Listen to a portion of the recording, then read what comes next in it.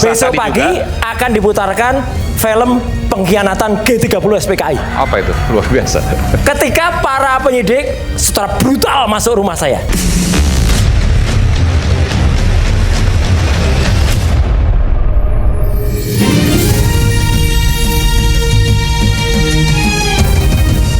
Disiarkan langsung dari studio MNC Conference Hall Ainus Tower, Jakarta.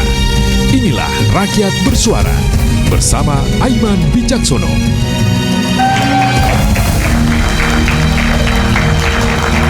Sidang perdana kasus fitnah ijazah Jokowi segera dimulai lusa.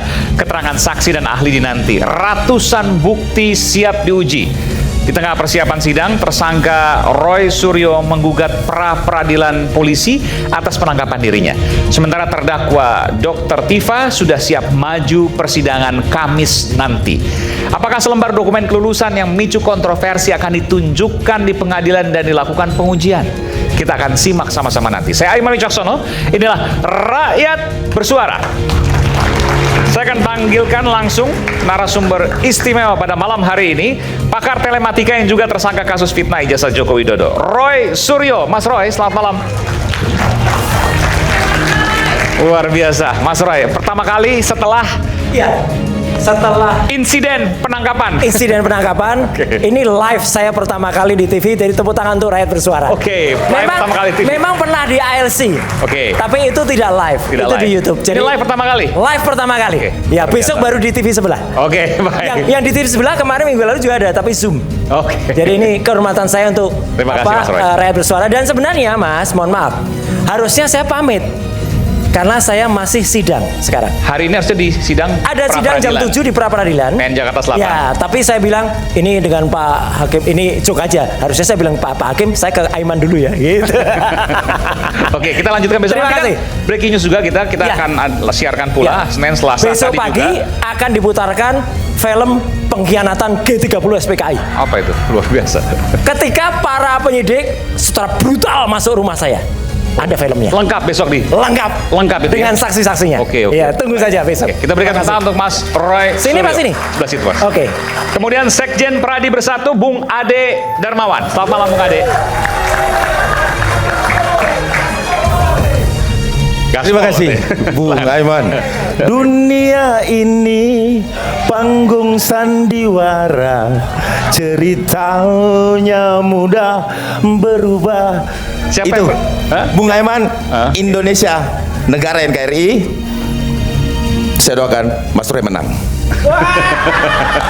Tapi enggak, saya mau tanya dulu, siapa yang bersandiwara?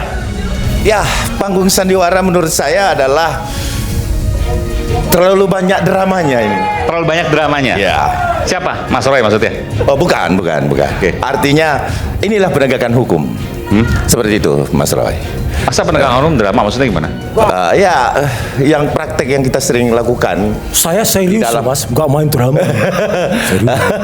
di dalam praktek hukum sering terjadi. Tapi kita kan sebentar berbincang nih, ya kan? Oke, nanti. Gitu. Tapi serius loh, orang sampai teriak-teriak, istrinya juga teriak-teriak, saya dengar juga. Serius. Jadi kita tuh serius tapi drama. Ya, tapi belum. Saya panggilkan lanjutkan. Ini baru pertama udah luar biasa. Pengacara Roy Suryo, Bung Refli Harun. Selamat malam, Bung Refli. Langsung dari PN Jakarta Selatan juga tadi? Iya, saya juga mestinya sidang, tapi Oke, makasih, Bung Refli. digantikan teman lain gitu. Sama Gafur Sangaji juga harusnya sidang. Tapi karena saya jadi lawyer agak serius lah sedikit saya. Jadi yang di sana nanti nggak ada? Ada, kan Ada, kita perwakilan? tim kan. Oke. Tim, bukan perwakilan kan kita tim lawyer. Oke, iya. Namanya Tokham. Tokham. Ya. Ini boleh disediakan. Jadi sekarang bukan apa sih? Troya, bukan? Jadi gini, yang maju sidang itu kalau untuk Mas Roy namanya Tokham. Oke. Kemudian ya, untuk Dr. Tifa namanya TPDT, Tim Pembela Dr. Tifa. Jadi memang sengaja kita split atau di split karena memang kebutuhannya masing-masing kan sekarang. Dan orangnya beda-beda tuh pasti ya? Orangnya beda-beda. Oke. 100% beda. Oke. Jadi karena apa? Karena Mas Roy masih pra-peradilan, kita sudah sidang duluan. Sementara nanti Dr. Tifa hari Kamis baru sidang. Itu ada lawyernya itu baru Ya. datang, Al-Ghaziri. Oke. Bang Al-Ghaziri, oke. Oke. Baik, silakan Bung Refli. Kemudian pengacara Joko Widodo, Pak Joko Widodo, Bung Rifai Kusuma Negara. Oh, masih dalam perjalanan, oke. Kemudian pengacara Mas Roy Suryo juga, Bung Abdul Ghafur Sangaji. Bung Sangaji, selamat malam. Pengacara Harusnya di PN pucuk. juga ya? Selamat malam, Mas Aiman. Harusnya di PN juga ini. Harusnya tadi kami di PN karena 6:30 malam ini adalah penyampaian duplik Oke, dari pihak Polda Metro Polda. Jaya terhadap replik kami. Ya bukan Bang Refli ya. Jadi kemarin kami menyampaikan permohonan. Oke, Kemudian tadi pagi mereka menyampaikan jawaban. jawaban. Kemudian setelah jawaban kami menyampaikan tanggapan terhadap jawaban namanya replik, bukan Bung Refli ya. Dan kemudian terhadap replik kami mereka harus menyampaikan duplik dan dijadwalkan malam ini karena memang pra peradilan itu sidangnya kan maraton. Iya, Karena minggu ya, kurang lebih. 7 hari harus selesai. Iya. Ya, berdasarkan ketentuan dalam Dan besok hukum acara pemutaran pidana. Dan besok video ini penangkapan tadi. dan besok ini agendanya adalah pembuktian dari sisi pemohon. Dan kami akan menghadirkan Selain beberapa video apa aja? saksi, video, dan kemudian ada ahli yang Oke. akan kami hadirkan juga. Nanti kita bicara soal itu. Oke, silakan Bung Ghafur. Kita berikan tepuk tangan. Kemudian Ketua Umum Militan Gibran Nusantara, Bung Andi Azwan. Selamat malam, Bung Azwan. Malam Pak Haji. Sehat, Pak Haji? Alhamdulillah. Ya. Sebelumnya apa berubah maksudnya? Berubah terus nama Jokman dulu. Oh, Nah, oke. jadi gini, Oke. kita militan Gibran Nusantara, kita ada juga Jokman Nusantara Bersatu, ya. Nah, setelah selesai yang nantinya peradilan ini, ya kita memang di militan Gibran Nusantara membantu pemerintahan Prabowo Gibran dalam menjalankan tugas-tugasnya. Oke. Ya, itu intinya kami semua. Oke, kita berikan tangan untuk Bung Andi Azwan. Kemudian ada pengacara Tifauzia Tiasuma, Bung Abdullah Al-Katiri. Bung Al-Katiri, selamat malam. Kemudian ahli digital forensik. Nah ini, yang juga tersangka fitnah kasus ijazah, tapi kemudian dibatalkan karena SP3. Harusnya beliau hadir di sini bersama dengan Bung Jahmada Girsang. Tapi tadi siang kurang lebih membatalkan secara sepihak. Mana? Saya menghormati, saya minta untuk kemudian tetap hadir, tapi yang bersangkutan memilih untuk tidak hadir. Mudah-mudahan nanti di tengah-tengah acara ini beliau bisa hadir bersama dengan Bung Jahmada Girsang, ya saya sebut nih, Bung Jahmada Girsang bersama pengacaranya dan Bang Rismon, ya kami undang untuk ada hadir di sini karena begini. Apa yang kemudian disampaikan Bang Rismon, ada buku yang baru, betul ya Bung Andi ya, bahwa satu, beliau menjelaskan bahwa penelitian yang kemarin itu salah. Yang kedua, Bung Rismon akan menjelaskan bahwa ijazah Pak Jokowi asli. Ya. Dan itu ada di buku itu. Makanya kami tunggu di sini. Mudah-mudahan ini kita sampai malam, ya mungkin 10, 11, ya nggak tahu mungkin sampai jam 12. Jangan sambil. Tetapi kami tetap menunggu Bang Rismon dimanapun Anda berada, Anda mendengar, untuk kemudian kami persilahkan nanti membeberkan apa yang ada di buku tersebut dan membuktikan bahwa penelitian Bang Rismon sebelumnya salah dan ijazah Pak Jokowi asli. Nanti kita akan tunggu. Mumpung di sini kemudian ada tokoh-tokohnya juga, ada Bang Roy dan kawan-kawan.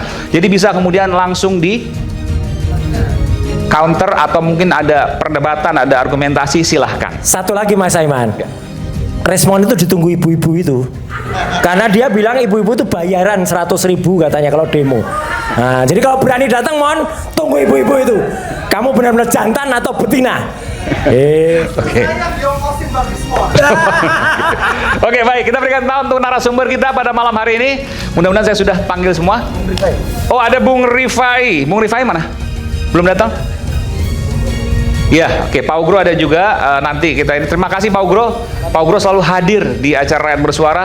Tidak hanya isu ijazah, tapi juga isu-isu yang lain. Pak Ugro seringkali hadir di sini. Kita berikan tepuk tangan untuk Pak Ugro Seno, luar biasa. Oke. Dan saya akan ke Mas Roy dulu atau Bung Refli, terserah. Mas Refli dulu aja deh. Pra peradilan. Jadi udah ditahan, lalu kemudian ditangguhkan penahanannya. Tapi kemudian baru di pra peradilan kan, ini kan sebenarnya kalau secara logika agak bingung, agak membingungkan. Gimana maksudnya, Bung Refli? Iya, bingung tuh orang yang belum mendapatkan informasi. Ya, oke. Kalau mendapatkan informasi tidak bingung. Jadi kita tahu bahwa itu ada perdebatan panjang juga di antara tim lawyer ya. Waktu itu Troya ya, Tifa Royce Advocates. Nah, apakah kita akan mengajukan pra peradilan atau tidak terhadap kasus Mas Roy dan Dr. Tifa? Akhirnya ada satu kesimpulan, kalau mereka ditahan pasti pra peradilan. Jadi pada tanggal 19 Juni itu kita tahu bahwa ada upaya penangkapan, penahanan, bahkan penggeledahan sebelumnya yang kita katakan ilegal ya, harusnya dibatalkan. Ketika mereka kemudian ditangkap dan dibawa ke Polda Metro Jaya, kemudian tim masing-masing ini instinctively langsung kemudian mengajukan pra peradilan. Jadi tim Dr. Tifa namanya TPDT mengajukan pra peradilan, kemudian tim Masroy yang namanya Torham itu mengajukan pra peradilan. Jadi waktu itu Troya itu jangkar ya. Nah, jadi mereka bergerak sendiri-sendiri. Ketika kemudian tidak jadi ditahan oleh kejaksaan, walaupun ditunggui oleh penyidik sampai sore, ya kan ditunggui sama penyidik. Kata penyidik, satu penyidik mengatakan kepada saya, Bang, ini akan dibalikin lagi, dititipkan ke rutan Polda Metro. Dari mana saya kira informasi? Saya bilang informasinya. Ya ada lah pokoknya. Jadi mereka tunggui, tetapi akhirnya kan kejaksaan tidak menahan setelah dilimpahkan pelimpahan. Nah, ketika tidak ditahan, maka Mas Roy dan Dr. Tifa ini membuat pertimbangan masing-masing yang memang dari awal kita sudah ketahui. Yang saya tahu nanti bisa ditambahkan oleh oleh lawyer Dr. Tifa. Kalau sudah tidak ditahan, ya dia cabut pra peradilannya, langsung konsentrasi pada perkara pokok. Mas Roy ada pertimbangan lain. Pertimbangan lain Mas Roy itu adalah soal pembelajaran kepada publik. Karena kami menganggap bahwa mulai proses penggeledahan, kemudian penangkapan, dan kemudian penahanan itu tidak sesuai dengan hukum yang ada, terutama KUHP yang baru, Kitab Undang-Undang Hukum Acara Pidana Undang-Undang Nomor 20 Tahun 2025. Yang sudah sering kemudian diungkapkan ada waktu yang sudah lewat dan seterusnya. Itu beda lagi itu. Itu penanganan kasus. Kita bicara tentang penggeledahan, penangkapan dan penahanan. Penggeledahan contohnya apa misalnya? Contohnya ya tadi masuk ke kamar dan lain sebagainya, masuk ke rumah. Ya nggak boleh kalau tanpa izin. Harus ada penetapan ketua pengadilan, harus ada tata cara yang baik dan lain sebagainya. Kita punya ahli pidana, Mas Didit, yang akan kita hadirkan sebagai ahli nanti. Besok? Iya besok. Boleh nggak saya wawancara sebentar? Boleh. Jadi saya dipotong, nggak apa-apa kalau begitu. Nggak, kalau atau mau lanjutkan? Boleh sedikit. Ya silakan. Oke. Boleh mikrofonnya saya Pak? Boleh diperkenalkan? Jadi besok akan bersaksi nih. Langsung berahli, sorry. Ya, berahli. besok saya jadi ahli diminta. Jadi pra peradilan memang saya sering sekali jadi ahli di pra peradilan. Pak Didit Wijayanto Wijaya. Doktornya asli kalau ini. Ya. Jadi apa yang dipermasalahkan? Apa yang dianggap melanggar? Kalau dibilang apa yang dianggap melanggar itu banyak sekali. Satu. Sangat banyak, yaitu penggeledahan. Kalau yang kita lihat penggeledahan itu kan harus jadi begini. Waktu mau masuk dia harus punya surat. Nah, suratnya ini surat izin pengadilan. Pengadilan harus punya setempat ya.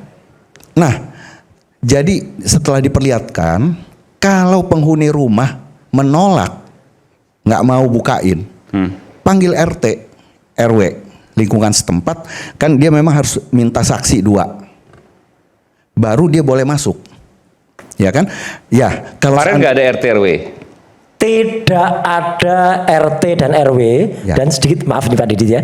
Dan ketika mereka datang itu mereka hanya menggelandang satpam. Jadi ngajak satpam, saya petugas, saya polisi. Satu satpam, kemudian tidak ada RT RW dan saya sudah konfirmasi sore harinya. Kebetulan karena sore harinya saya waktu itu masih di Rumah Sakit Kramat Jati.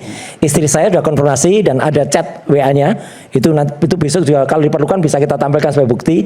Sore itu tidak ada izin ke RT RW setempat. Dan itu sudah pelanggaran luar biasa. Dan mereka memaksa masuk, bukannya maksa masuk, Mas Aiman. Mereka memaksa untuk langsung cari sampai ke kamar tidur. Jadi mereka tuh masuk kamar tidur. Ada videonya di kamar tidur. Jadi mereka masuk di kamar tidur waktu itu ada Mas Roy dan istri. Saya di kamar kerja, istri saya habis subuhan, saya kemudian tertidur di kamar kerja. Jadi saya terlewatkan. Terlewatkan dan saya teriak, saya bangun karena apa? Saya karena istri saya teriak dari kamar tidur. Saya langsung ke situ dan mereka tuh sudah masuk. Nggak sopan banget mereka itu. Jadi persislah adegan G30S itu. Teriak kenapa waktu itu? Teriak karena tiba-tiba ada orang masuk ke kamar. Beberapa orang. Beberapa orang, ada sekitar 5 orang masuk kamar. 5 orang. Coba istri saya. Laki-laki semua. Laki-laki semua. Untungnya istri saya sudah pakai celana pendek ya gitu. Sudah. Coba istri saya tuh masih pakai apa gitu, lingerie atau pakai apa kan gawat itu terjadinya. Jadi itu benar-benar. Dan yang paling fatal lagi, saya kan alhamdulillah beberapa jam sebelumnya kan saya sholat subuh ya, sudah pakai celana jin tapi jin rumah, baju marun yang saya pakai itu, kemudian mau ganti nggak boleh, bahkan mau mandi aja nggak boleh. Saya mau mandi itu persis kalimatnya sama dengan yang ada di film G30 SPKI. Jadi saya bilang, saya mandi dulu gitu, nggak usah mandi. Saya bilang minimal cuci muka toh gitu. Nah, itu ada tuh di film itu G30. Nggak boleh juga. Saya tarik gitu bahkan mau diborgol Pak Didit. Ya. Kan dahsyat. Nah, nanti Pak Didit akan teruskan ya. Karena ceritanya supaya rame, silahkan besok iNews ambil aja di screen itu ada filmnya. Film G30 SPKI tahun 2026. Itu filmnya. Oke. Ya. Baik. Silakan Bung Rifai. Kita berikan tangan untuk Bung Rifai, pengacara dari Pak Joko Widodo, Presiden ke-7 Republik Indonesia. Silakan Bung Rifai. Oke, silakan Pak Mas Didit, Pak Dr. Didit, silakan. Ya, baik. Terima kasih. Jadi kalau pelanggarannya banyak. Oke. Banyak sekali dan tidak ada masalah kita uji di pra-peradilan. Waktu itu beberapa teman-teman nih pas ketemu di head to head, teman-teman dari Bung Rifai dan sebagainya, semua pada bilang ya silahkan ke pra-peradilan. Saya bilang saya bersedia menjadi ahli nanti waktu itu ya. Nah, oke, pelanggaran satu tadi nggak ada surat RT/RW, apalagi misalnya? Bukan nggak ada surat RT/RW, katanya suratnya ada tapi tidak ditunjukkan. Surat penangkapan? Surat penggeledahan. Penggeledahan, oke. Ya, kalau memang pun ada, kalau mau masuk ditolak, misalnya Mas Roy dan Nyonya menolak, panggil RT RW, panggil lingkungan, saksi 2, ya. Itu KUHAP ya? Ya, KUHAP. Tidak harus ya. Nah, itu penggeledahan itu dari 112 sampai 117 KUHAP baru. Kemudian ada surat perintah penangkapan. Nah, penangkapan ini cuman 2 aturan yang bisa mendasari, yaitu 1, kalau dipanggil tidak datang 2 kali, tidak memberikan alasan yang patut. Yang kedua, untuk kepentingan penyidikan.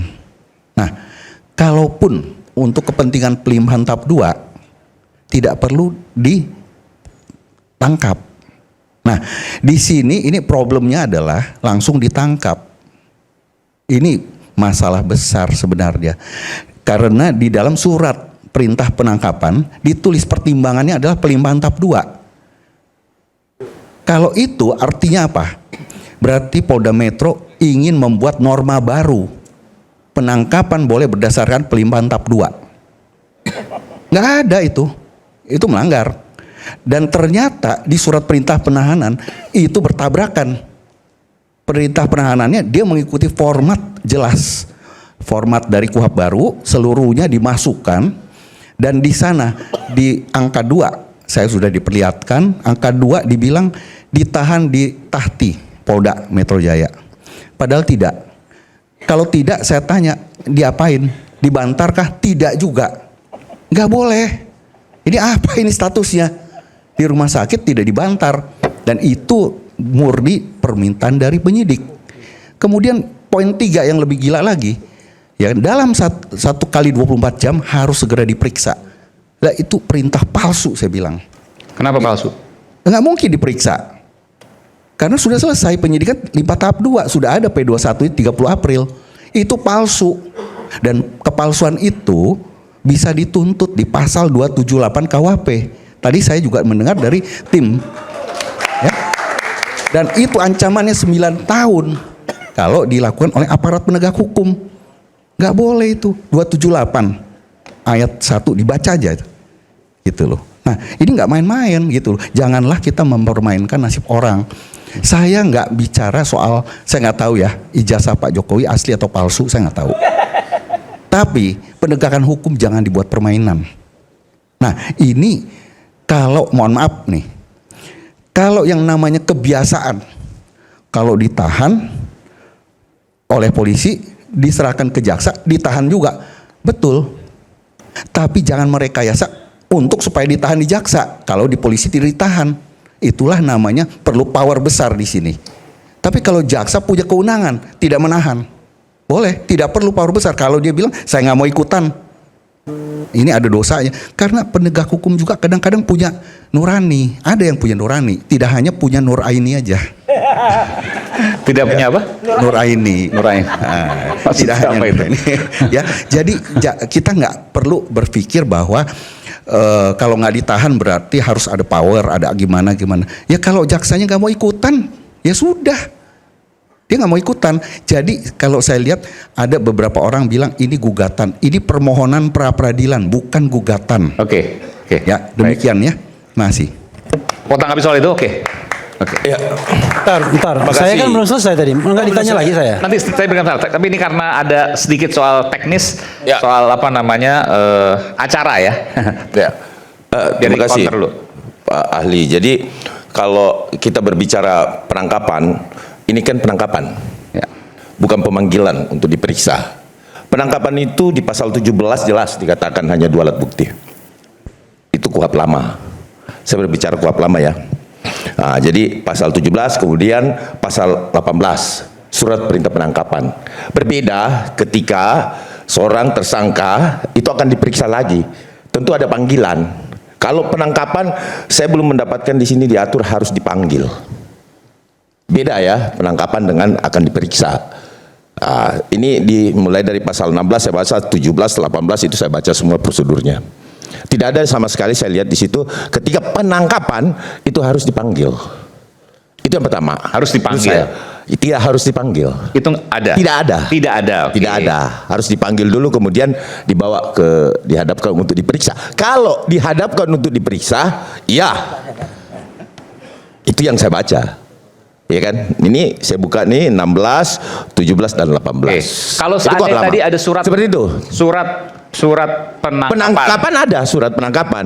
Surat Mau penangkapan ditandatangani atau tidak penangkapannya, mau ditandatangani atau tidak, Tapi itu harus terserah. izin. Tapi ada. Harus izin masuk. Iya. Kalau seandainya nggak izin, harus mengajak RT RW, betul Ya, ya? tidak harus RT RW juga. Gimana? Bukan. Tidak harus RT RW juga. Bukan. Sebentar dong. Jadi, Saya penggeledahan. berprinsip gini, Bentar, tidak harus bentar, RT bentar. RW juga. Bicara penggeledahan, bukan penangkapan Oh, untuk ajak Oke, RT. itu penggeledahan. Kalau Tapi- penggeledahan memang betul Harus. ada Kalau ditolak, Tapi kemarin kan nggak ada penggeledahan. Ada. Oh, ada juga kemarin. apa yang diambil? Masuk ke rumah itu, jadi Apa yang kalau diambil kalau namanya yang penggeledahan? diambil Makanya itu saya badan. Oke. Nah, kemarin tuh ada penggeledahan juga, bukan sekedar penangkapan. Jadi begini, menggeledahnya itu jangan berpikir bahwa harus digeledah dibuka-buka begitu, bukan. Oke. Jadi penggeledahan itu begitu dia orang masuk ke dalam rumah, ke dalam mobil, ke dalam milik kita, Iya. itu harus surat perintah penggeledahan. Bukan, pertanyaan saya begini, kemarin apakah ke penyidik, petugas itu ke rumahnya Mas Roy Suryo itu melakukan penggeledahan atau penangkapan? Bukan. Jadi sebelum dia kalau Mas Roy itu ada di dalam rumah, itu namanya penggeledahan dulu. Pasti dilakukan penggeledahan dulu. Masuk itu penggeledahan. Dan kalau penggeledahan maka harus ada izin terhadap pemilik. Izin dari pengadilan setempat. Oke, pengadilan. Ya. Dan kemudian ketika masuk, Oke. mau masuk, dia kasih lihat dulu nih suratnya. Oke, 2. Ada izin.